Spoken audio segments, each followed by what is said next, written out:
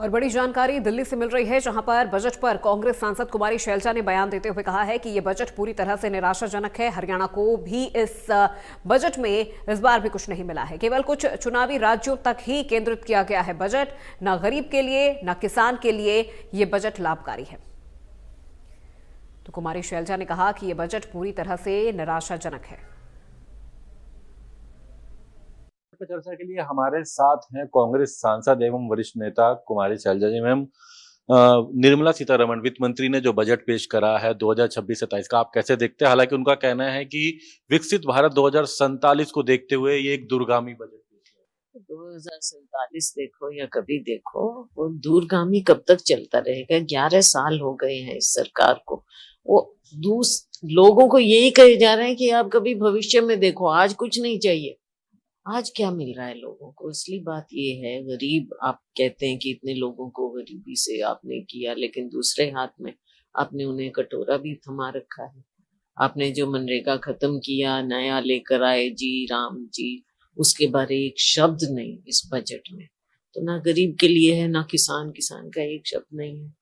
आप किसके लिए कर रहे हैं? महिलाओं के बारे में हम इंतजार करते रहे, महिलाओं का कुछ नहीं, कुछ दिख नहीं रहा। मेरे अपने राज्य के लिए हम इंतजार कर रहे थे 11 साल से कि कोई प्रोजेक्ट आए, कोई प्रोजेक्ट नहीं। एक राखी गढ़ी के बारे में 15 में से एक की वहां कुछ करेंगे, इसके अलावा ना हमारे राज्य के लिए कुछ दिख रहा है ना। सच्ची बात तो ये है कि देश के लिए भी जो कुछ थोड़ा बहुत इन्होंने बात की है, ऐसे लगता है कि चुनाव को, जो आने वाले चुनाव हैं उनको देखते हुए थोड़ा बहुत कर पाए हैं। बाकी सपना दिखाना, फिर वही बात 2047। ओवरऑल बात करें तो वो आप कैसे देखते हैं? क्योंकि टैक्स रिबेट में हालांकि कुछ नया बदलाव तो नहीं, लेकिन उनका कहना है कि बड़ी एक छूट पहले दी गई थी, जीएसटी में बड़ी रियायत रही थी। अब 2047 को लेकर उनका कहना है कि उन्होंने इंडस्ट्री को लेकर भी ध्यान दिया है, तमाम बातें। नहीं, ये सिर्फ बातें कही हैं, हम इंफ्रास्ट्रक्चर करेंगे, 6 पॉइंट दिए हैं, लेकिन वो सिर्फ ऐसे लग रहा है कि वो कुछ बातें ही कही गई हैं। उसको कैसे क्रियान्वित करेंगे वो नजर नहीं आ रहा है। और शायद यही कारण है कि बिल्कुल ही जो एक प्लान होना चाहिए एक्शन के लिए, वो दिख नहीं रहा। केवल शब्दों का प्रयोग किया गया है और मार्केट ने भी कोई अच्छा पॉजिटिव रिस्पांस नहीं दिया है। भाजपा नेताओं का कहना है कि विपक्ष को ये बजट बाद में समझ आएगा, देरी के। हाँ, शायद 2047 में सारा देश समझे इसको कि क्या मतलब था इतने साल पहले। पर कटाक्ष की बात नहीं है, व्यंग अलग होता है।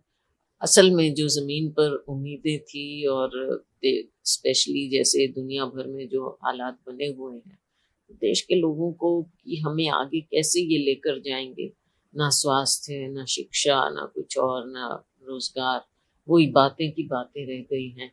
ये नहीं दिखा पाए हैं कि हमने अभी तक क्या किया 11 साल में, या पिछले जो बजट हैं उनका क्या इम्पैक्ट पड़ा। आप शहरों की बात करते हैं, नाम बदलते रहे, स्मार्ट सिटी, अब स्मार्ट सिटी भी कहीं गायब हो चुकी है।